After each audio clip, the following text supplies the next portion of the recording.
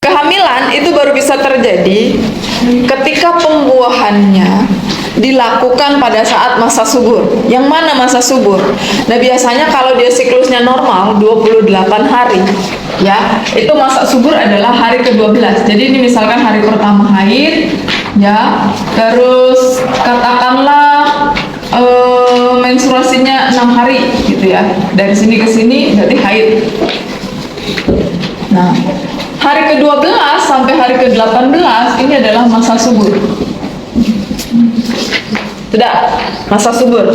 Jadi kalau misalkan kita mau ngitung usia kehamilan kemarin kan, hari pertama haid terakhir gitu kan patokannya ya, ditambahin 7, bulannya kurang 3, tahun tambah 1, ya kan? Nah, berarti kita kan ngambilnya dari sini. Kalau dari sini dimulai penghitungan, padahal sini lagi sedang haid, tidak akan ada yang berhubungan pada saat lagi haid, ya kan?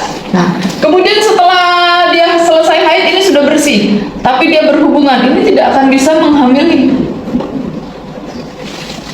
Karena belum masa subur. Sudah? Nah, jadi disinilah yang mungkin terjadinya kehamilan. Entah di tanggal yang ini, entah di hari ke yang 12, 13, 14 sampai ke 18. Inilah baru bisa terjadi kehamilan. Setelah itu sampai ketemu masa menstruasi kembali, nah itu mau berapa kali berhubungan sehari pun tidak akan bisa hamil. Sudah? Nah, jadi ini yang biasanya digunakan untuk memprogram kehamilan. Jadi kalau mau program kehamilan, di sini misalkan haid terus sampai 6 hari, ini upayakan jangan berhubungan dulu. Supaya apa? Supaya spermanya punya kualitas yang bagus. Dimulai berhubungan pada hari ke-12 sampai hari ke-18. Sudah? Setelah itu, berapa kali berhubungan pun nggak akan bisa menghamili. Ini kalau mau program hamil. Tapi kalau dia mau menghindari kehamilan, berarti yang dilakukan adalah diharamkan untuk berhubungan pada masa subur. Nah, itu dia kebalikannya. Sudah? Jadi kalau misalkan selesai haid, dia mau berhubungan, it's okay, nggak ada masalah. Ya, kalau dia siklusnya normal, yang sulit itu siklusnya siklus pendek atau siklus panjang, nggak terbaca dia masa suburnya kapan. Jadi harus diikuti dulu minimal 3 bulan siklus. Ya, mau pakai metode suhu tubuh.